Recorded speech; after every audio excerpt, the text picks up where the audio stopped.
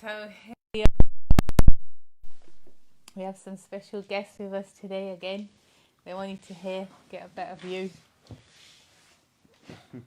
So we're Canto 2, Chapter 7, Text 3.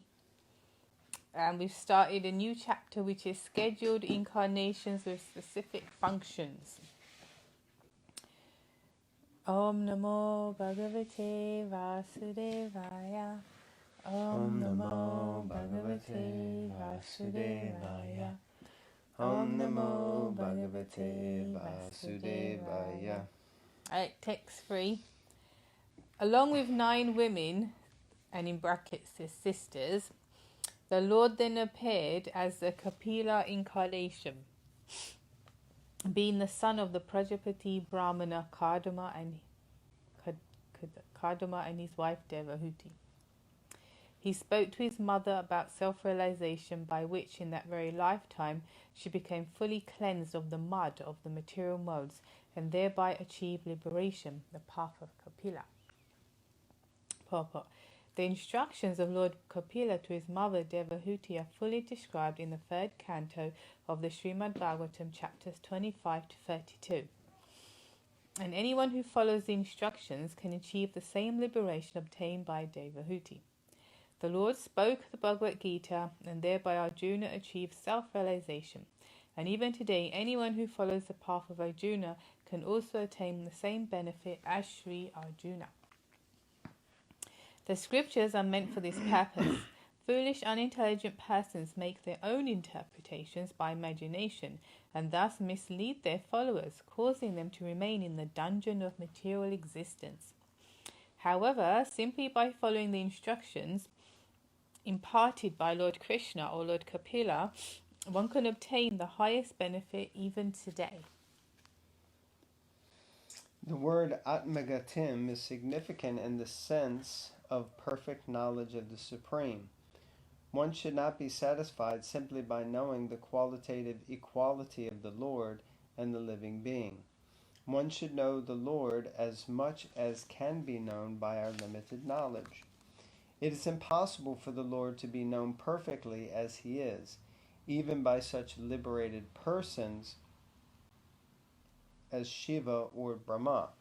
So what to speak of other demigods or men in this world? Still, by following the principles of the great devotees and the instructions available in the scriptures, one can know to a considerable extent the features of the Lord.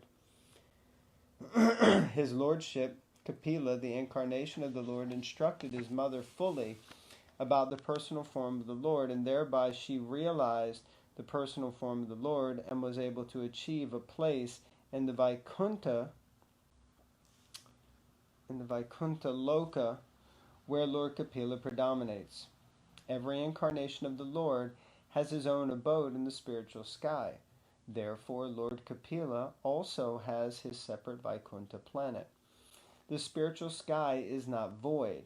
There are innumerable Vaikuntha planets, and in each of them the Lord, by his innumerable expansions, predominates, and the pure devotees who are there also live in the same style as the Lord and his eternal associates. When the Lord descends personally or by his personal plenary expansions, such incarnations are called Amsa, Kala, Guna, Yuga, and Manvantara incarnations. And when the Lord's associates descend by the order of the Lord, such incarnations are called Shakti-Avesh incarnations.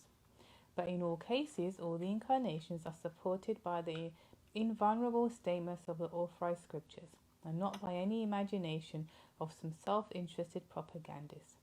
Such incarnations of the Lord in any of the above categories always declare the Supreme Personality of Godhead to be the ultimate truth. The impersonal conception of the Supreme Truth is just a process of negation of the form of the Lord from the mundane conception of the Supreme Truth. Living entities by their constitution are spiritually as good as the Lord, and the only difference between them is that the Lord is always supreme and pure, without contamination by the modes of material nature, whereas the living entities are apt to be contaminated by association with the material modes of goodness, passion, and ignorance. This contamination by the material modes can be washed off completely by knowledge, renunciation, and devotional service. Devotional service to the Lord is the ultimate issue, and therefore those who are directly engaged in the devotional service of the Lord not only acquire the necessary knowledge in spiritual science, but also attain detachment from material connection, and are thus promoted to the kingdom of God by complete liberation, as stated in the Bhagavad Gita 14:26. Mam cha yo vyavacharena bhakti yogena sevate sagunan samatit yaitan brahmabhuyaya kalpate. Even in the non-liberated stage, a living entity can be directly engaged in the transcendental loving service of the personality of Godhead, Lord Krishna, or his plenary expansions like Ram and Nrsimha. Thus, with the proportionate improvement of such transcendental devotional service, the devotee makes definite progress towards Brahmagatim or Atmagatim, and ultimately attains Kapilasya Gatim, or the abode of the Lord, without difficulty. The antiseptic potency of devotional service to the Lord is so great that it can neutralize the material infection even in the present life of a devotee. A devotee does not need to wait for his next birth for complete liberation. Well, that last statement is very, very powerful, huh? The antiseptic potency of devotional service can neutralize the material infection even in the present life of a devotee. You don't need to wait for your next life. You can become liberated even in this life. Just you need to take the devotional service seriously. So, very powerful. Yeah, I think sometimes people forget because we get so bogged down with like politics or like pettiness, our stuff, other people like that. Actually forget that this path is supposed to be joyfully performed, and it's actually very auspicious in this lifetime, because you can't come in touch with Krishna without being touched in some way, in a positive way. But we, as we go on, we block it because you have to constantly be conscious of what we're doing. Otherwise, the past, the conditionings, and the anartas keep covering us. So we act in that way as if, but we're playing devotees. If that makes sense. Like when we first come, with like Krishna turns on some taste, and you're like, "Oh, this is amazing." However, you get attracted, and then, but then that's the nature of the material world. Prabhupada said it's there to drag you down. So, and our individual conditions and anartas, however they play out for us and have played out, they're constantly they're with us all the time. We just need to be like Prabhupada said, conscious before you become Krishna conscious. So conscious of ourselves and what we're doing and why we're doing it. Because it is a happy process and it's supposed to be joyful. You know, it's not supposed to be miserable. So we need to reassess what we're doing. Very nice. Text 4. The great sage Atri prayed for offspring, and the Lord, being satisfied with him, promised to incarnate as Atri's son Dattatreya, Datta, the son of Atri. And by the grace of the lotus feet of the Lord, many Yadus, Hayahayas, etc. became so purified that they obtained both material and spiritual blessings. Purport. Transcendental relations between the personality of Godhead and the living entities are eternally established in 5 different affectionate humours, which are known as Shanta, Dasya, Sakya, Vatsalya and Madhurya. The sage Atri was related with the Lord in the affectionate Vatsalya humour. And therefore, as a result of his devotional perfection, he was inclined to have the personality of Godhead as his son. The Lord accepted his prayer and he gave himself as the son of Atri. Such a relation of sonhood between the Lord and his pure devotees can be cited in many instances. And because the Lord is unlimited, he has an unlimited number of father devotees. Factually, the Lord is the father of all living entities. But out of transcendental affection and love between the Lord and his devotees, the Lord takes more pleasure in becoming the son of a devotee than in becoming one's father. The father actually serves the son, whereas the son only demands all sorts of services from the father. Therefore, a pure devotee is always inclined to serve the Lord, wants him as the son and not as the father. The Lord also accepts such service from the devotee, and thus the devotee becomes more than the Lord. The impersonalist desire to become one with the Supreme, but the devotee becomes more than the Lord, surpassing the desire of the great monist. Parents and other relatives of the Lord achieve all mystic opulences automatically because of their intimate relationship with the Lord. Such opulences include all details of material enjoyment, salvation and mystic powers. Therefore, the devotee of the Lord does not seek them separately, wasting his valuable time in life. The valuable time of one's life must therefore be fully engaged in the transcendental loving service of the Lord. Then other desirable achievements are automatically gained. But even after obtaining such achievements, one should be on guard against the pitfall of offences at the feet of the devotees. The vivid example is Haya, who achieved all such perfection in devotional service, but because of his offence at the feet of a devotee, was killed by Lord Parashuram. The Lord became the son of the great sage Atri and became known as Dattatreya. Mm-hmm.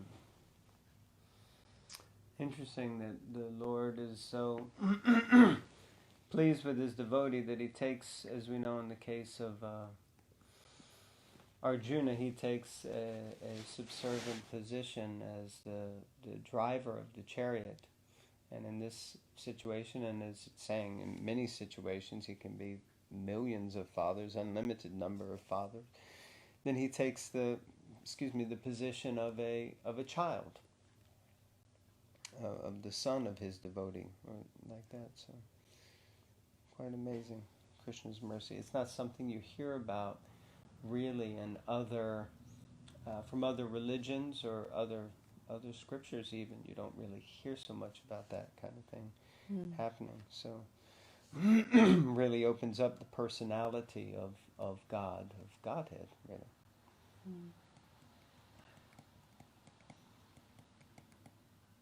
Is that it? Anything? Okay, text 5. To create different planetary systems, I had to undergo austerities and penance, and the Lord, thus being pleased with me, incarnated in 4 Sanas: Sanaka, Sanatkumara, Sanandana, and Sanatana. In the previous creation, the spiritual truth was devastated, but the 4 Sanas explained it so nicely that the truth at once became clearly perceived by the sages. The Vishnu Sahasranam prayers mention the Lord's name as Sanat and Sanatan Tama. The Lord and the living entities are both qualitatively Sanatan or eternal, but the Lord is Sanatana Tama, or the eternal in the superlative degree. The living entities are positively Sanatan, but not superlatively, because the living entities are apt to fall to the atmosphere of non-eternity. Therefore, the living entities are quantitatively different from the superlative Sanatan, the Lord.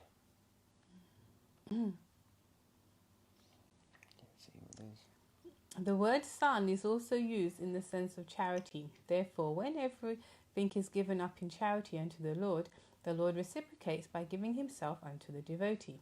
This is confirmed in the Bhagavad Gita 4.11. Ye yatamam prapadyante tam tataiva bhajamyaham.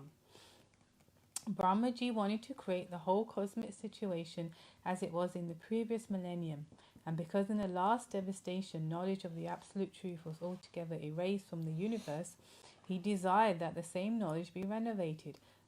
Otherwise there would be no meaning in the creation.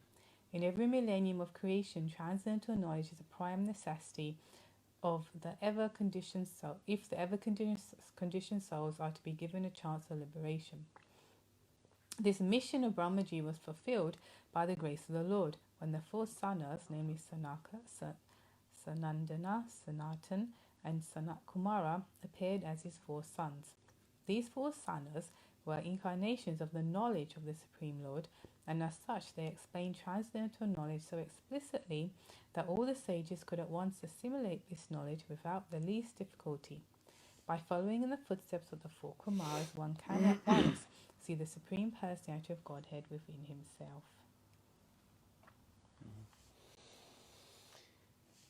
Text 6. Looks like an interesting purport. To exhibit his personal way of austerity and penance, he appeared in twin forms as Narayan and Nara in the womb of Murti, the wife of Dharma, the daughter of Daksha. Celestial beauties, the companions of Cupid, went to try to break his vows, but they were unsuccessful, for they saw that many beauties like them were emanating from him, the personality of Godhead. Purport. The Lord, being the source of everything that be, is the origin of all austerities and penances also. Great vows of austerity were undertaken by sages to achieve success in self-realization. Human life is meant for tapasya, with the great vow of celibacy or brahmacharya. In the rigid life of tapasya, there is no place for the association of women. And because human life is meant for tapasya, for self-realization, factual human civilization, as conceived by the system of Sanatana Dharma, or the school of 4 castes and 4 orders of life, prescribes rigid disassociation from women in 3 stages of life. In the order of gradual cultural development, one's life may be divided into 4 divisions: celibacy, household life, retirement, and renunciation. During the first stage of life, up to 25 years of age, a man may be trained as a brahmachari under the guidance of a bona fide spiritual master, just to understand that women is the real binding force in material existence. If one wants to get freedom from the material bondage of conditional life, he must get free from the attraction for the form of woman. Hear that, woman? I'm not a woman, I'm a spirit soul. Okay. Woman, or the fair sex, is the enchanting principle for the living entities, and the male form, especially in the human being, is meant for self-realization. The whole world is moving under the spell of womanly attraction, and as soon as a man becomes united with a woman, he at once becomes a victim of material bondage under a tight knot. The desires for lording it over the material world under the intoxication of a false sense of lordship specifically begin just after man's unification with a woman. The desires for acquiring a house, possessing land, having children, and becoming prominent in society, the affection for community and the place of birth, and the hankering for wealth, which are all like phantasmagoria or illusory dreams, encumber a human being, and he is thus impeded in his progress towards self-realization, the real aim of life. A brahmachari, or boy from the age of 5 years, especially from the higher caste, namely from scholarly parents, brahmanas, administrative parents, kshatriyas, or mercantile productive parents, vaishyas, is trained under 25 years of age under the care of a bona fide guru or teacher. And under strict observance of discipline, he comes to understand the values of life, along with taking specific training for a livelihood. The brahmachari is then allowed to go home and enter householder life and get married to a suitable woman. But there are many brahmacharis who do not go home to become householders, but continue the life of Naishtika brahmacharis without any connection with women. They accept the order of sannyas or the renounced order of life, knowing well that combination with a woman is an unnecessary burden that checks self-realization. Since sex desire is very strong at a certain stage of life, the guru may allow the brahmachari to marry. This license is given to a brahmachari who is unable to continue the way of Naishtika brahmacharya, and such discriminations are possible for the bona fide guru. Mm-hmm. A program of so-called family planning is needed. The householder who associates with woman under scriptural restrictions after a thorough training of brahmacharya cannot be a householder like cats and dogs. Such a householder after 50 years of age would retire from the association of woman as a vanaprastha, to be trained to live alone without the association of woman. When the practice is complete, the same retired householder becomes a sannyasi, strictly separate from woman, even from his married wife. Studying the whole scheme of disassociation from women, it appears that a woman is a stumbling block for self-realization, and the Lord appeared as Narayan to teach the principle of womanly disassociation with a vow in life. The demigods, being envious of the austere life of the rigid brahmacharis, would try to cause them to break their vows by dispatching soldiers of Cupid. But in the case of the Lord, it became an unsuccessful attempt when the celestial beauties saw that the Lord can produce innumerable such beauties by his mystic internal potency, and that there was consequently no need to be attracted by others externally. There is a common proverb that a confectioner is never attracted by sweetmeats. The confectioner who is always manufacturing sweetmeats has very little desire to eat them. Similarly, the Lord, by his pleasure potency, can produce innumerable spiritual beauties, and not be the least attracted by the false beauties of material creation. One who does not know alleges foolishly that Lord Krishna enjoyed women in his Ras Leela in Vrindavan, or with his 16,000 married wives at Dwarka. So, very powerful purport there about the association of women. I presume that the association for man is also binding force for a woman, but it seems that this womanly beauty, the whole world, Prabhupada says, is going on by the nature of a woman. What did he say exactly?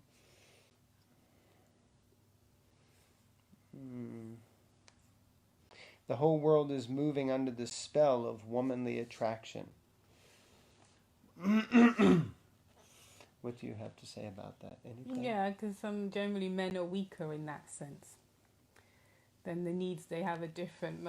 Not that women don't have weakness for the opposite gender, or maybe even the same gender these days, but the point is that sometimes they're happy with just shelter or companionship, but men have always been weak by being allured. So even they can get to a really old age and be in maybe quite a stable situation, but just dispatch one small tiddly little Cupid and they're gone, because they just make fools of themselves like that. So they're weaker in that sense. Yeah. Very concerning. So it's good you have to be sheltered, whether you're sheltered in a brahmachari ashram with your strong sadhana vows, or you come into the grihastha ashram and get a good woman who's not easy to find.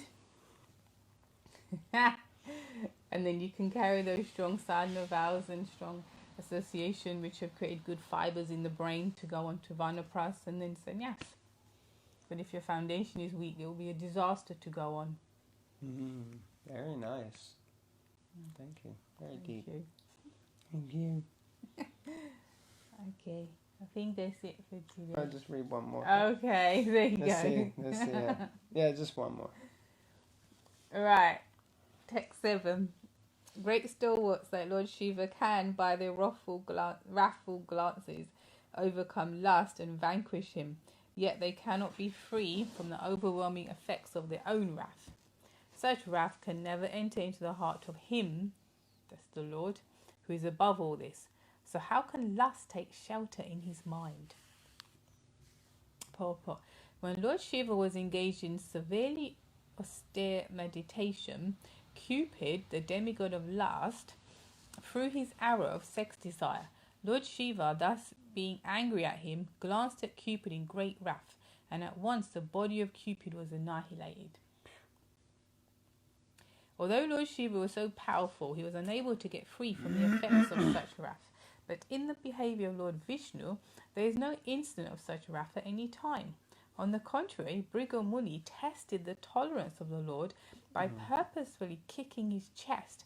But instead of being angry at Bhrigu Muni, the Lord begged his pardon, saying that Bhrigu Muni's foot might have been badly hurt because the Lord's chest is too hard. The Lord has the sign of Bhrigu Muni's foot, Bhrigu Pada, as the mark of tolerance. The Lord therefore is never affected by any kind of wrath. So how can there be any place for lust which is less strong than wrath? When lust or desire is not fulfilled, there is the appearance of wrath. But in the absence of wrath, how can there be any place for lust? The Lord is known as Aptakama, or one who can fulfill his desires by himself. He does not require anyone's help to satisfy his desires.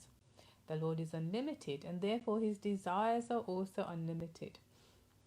All living entities but the Lord are limited in every respect. How then can the limited satisfy the desires of the unlimited? The conclusion is that the absolute personality of Godhead is neither lust nor anger, and even if there is sometimes a show of lust and anger by the absolute, it should be considered an absolute benediction. Nice pastime. Interesting how it moved on from lust to wrath. But what I found interesting was it said that wrath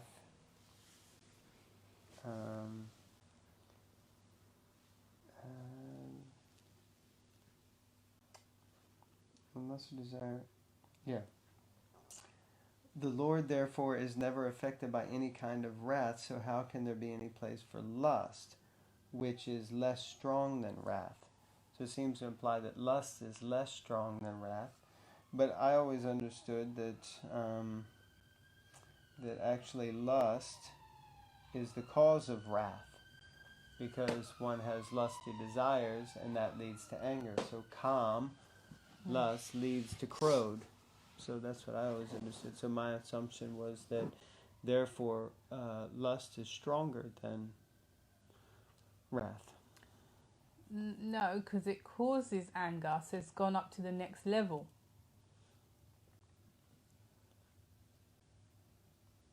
Okay. If you look at, or maybe next level down or up, meaning it's got even heightened. The hold on you is even heightened. Lust is one thing, because you all know when you get, I don't mean you, I mean in general you.